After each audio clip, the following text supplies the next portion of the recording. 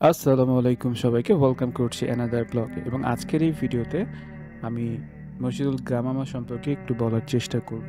আমরা যারা উমরায় যাই তারা সবাই কম বেশি মদিনাতে সফর করে থাকি, মদিনায় রাসূল সাল্লাল্লাহু আলাইহি সাল্লামের রওজা জিয়ারত করে থাকি এবং মসজিদে নববীর পর কিছু গুরুত্বপূর্ণ মসজিদ রয়েছে, নিদর্শন রয়েছে ইতিহাসের পাতায়। তার মধ্যে মসজিদুল গামামা অন্যতম।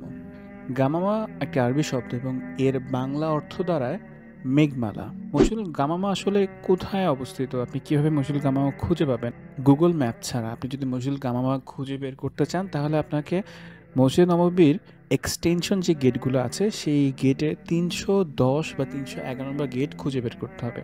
৩১০ বা ১১ নম্বর গেট দিয়ে বের হলে আপনার ঠিক চোখের সামনে আপনি মসজিদুল গামামা দেখতে পাবেন।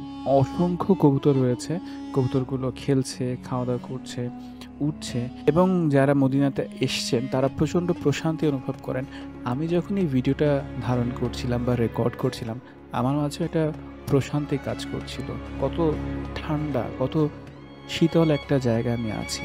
আমাদের রাসূল সাল্লাল্লাহু আলাইহি ওয়াসাল্লাম তার জীবনের শেষ ঈদের নামাজটি মসজিদুল গামামাতে আদায় করেছিলেন এবং বৃষ্টির জন্য ইস্তিসকারের নামাজ আদায় করেছিলেন। এই মসজিদের দৈর্ঘ্য হচ্ছে ৩২.৫ মিটার এবং প্রস্থ হচ্ছে ২৩.৫ মিটার, উচ্চতায় আনুমানিক ১২ মিটার, প্রাচীরের পুরুত্ব হচ্ছে ১.৫ মিটার। মসজিদটি প্রথম নির্মিত হয় উমাইয়া খলিফা ওমর ইবনুল আবদুল্লাহ আজিজের শাসনামলে, যেটা ৯৯ থেকে ১০১ হিজরি পর্যন্ত ছিল।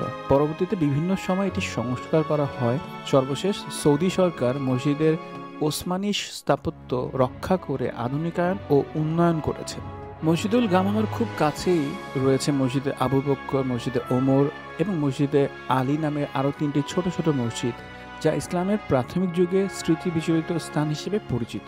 আমার এই ভিডিওর মাধ্যমে আমি একটা মেসেজ আপনাদের সাথে শেয়ার করতে চাই, আর তা হলো যে আপনি যদি মুসলিম হয়ে থাকেন, আপনি যদি এই ভিডিওটা দেখে থাকেন, যদি কখনো ওমরা করার নিয়ত করে থাকেন, আমি সেক্ষেত্রে আপনাকে সাজেস্ট করব আপনি অবশ্যই মসজিদ নববীতে নামাজ আদায় করার পাশাপাশি এই মসজিদগুলো ঘুরে দেখবেন, ২ রাকাত নফল নামাজ পড়তে পারেন।